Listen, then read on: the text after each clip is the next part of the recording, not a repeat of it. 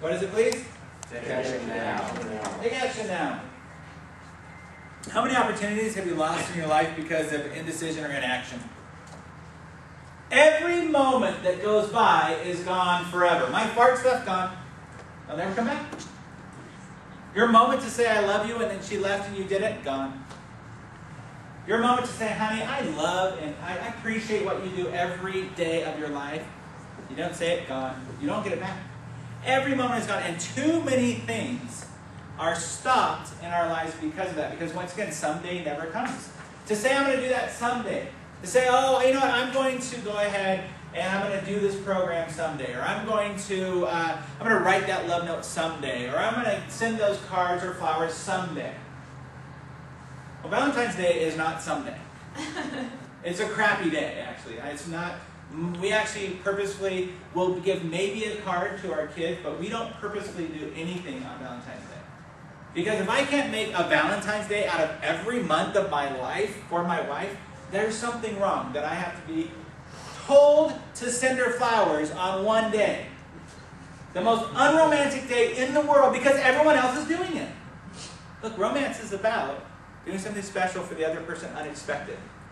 So, that I bring home Valentine's Day flowers, how unexpected would that be? And you feel like an idiot standing in the grocery line on Valentine's Day with the flowers. I know, I forgot. So, do it on another day. Take action now. Employees who sit back and never take action on anything, even if they fail at what they said they would do, if they just sit back and don't take action, how long are those employees going to last in your business?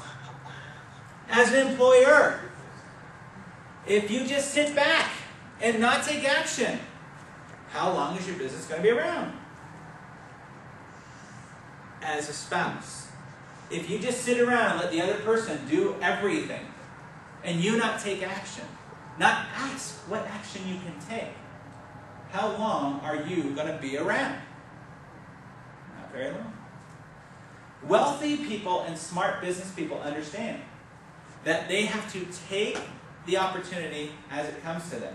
They make decisions quickly, knowing they can change their mind later on if they have to.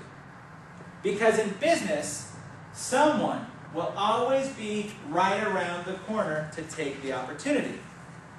And in marriage, if you're not treating the other spouse right, someone will be right around the corner ready to take up the opportunity.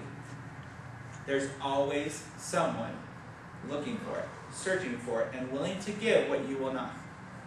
So you have to take the action now, whatever it might be. In a moment, I'm going to give you 1 minute. How long, please? 1 minute. 1 minute. 1 minute to write down in this section of your policies. Where is it that you're lacking? Are you lacking in all three? Are you lacking in just one? I'm sorry, all four. Are you lacking in 3 of them? Are you giving 100% all the time? Let me give you a little example of 100%, because this is one of the things that I love so much about my wife. Before we got married, we had a non-disclosure agreement. We had a confidentiality agreement. I don't mind if you talk about the great things I do in our marriage. Great. Tell your girlfriends how wonderful of a husband they are, that I am awesome. But I'd really appreciate it if you didn't talk about how I am in bed with your friends. I would really appreciate it if you didn't tell your friends about the things I screwed up on and pissed you off about. Now you might have that one friend that you can confide in.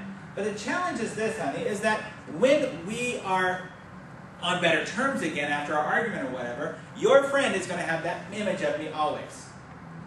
So I'd appreciate it if we can have a relationship to where you actually come to me and talk about that. Write it in a journal. Talk to me 10 months down the road where you can actually talk to me about it, or whatever it might be, so that we keep that confidentiality agreement. See, in business, there's reasons why non-disclosure agreements are signed when you go in to talk about something that's important that's not released yet.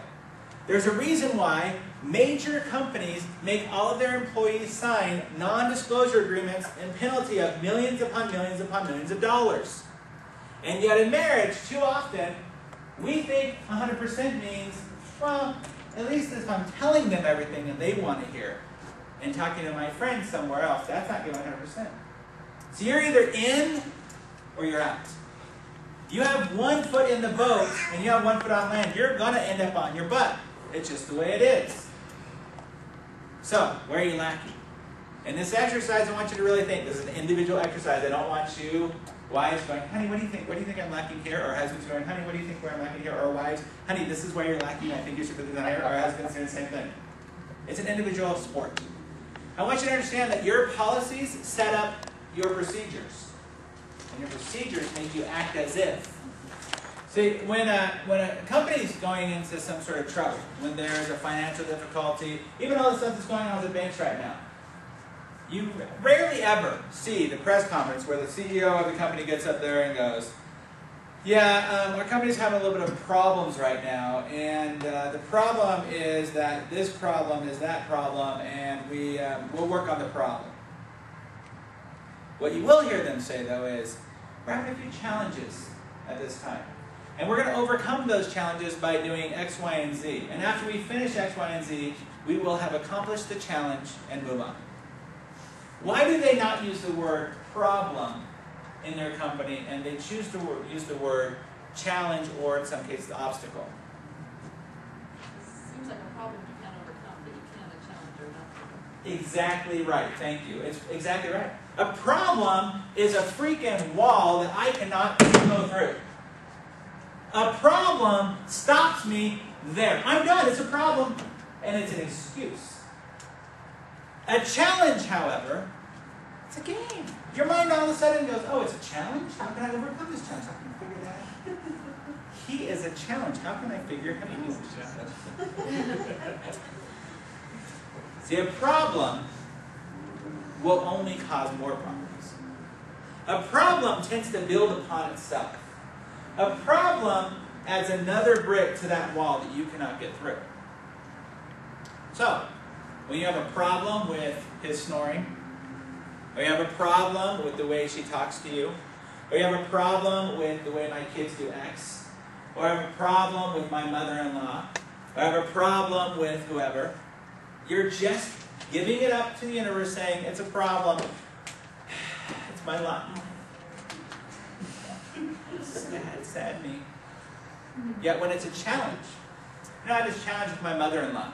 You're already telling yourself, I have to somehow overcome this. I have a challenge with my husband when he does this. What can I do to overcome that challenge? How can I overcome the challenge? So, from now on, in your speech, in the way you talk to each other, no longer can you say the words problems. Because in a company, we don't say problems, we say challenges. Honey, I have a real challenge with the way that you talked to me the other day. I have a real challenge with that. Honey, I'm having a challenge at work, and I'd like you to help me out with it. My boss is a real challenge for me. It just changes the dynamic of everything. And when you actually make it a challenge, so when we frame what we normally would call a challenge and make it a problem and make it a challenge, it becomes something your mind recognizes an obstacle you can overcome. Our subconscious then is empowered to do something about it.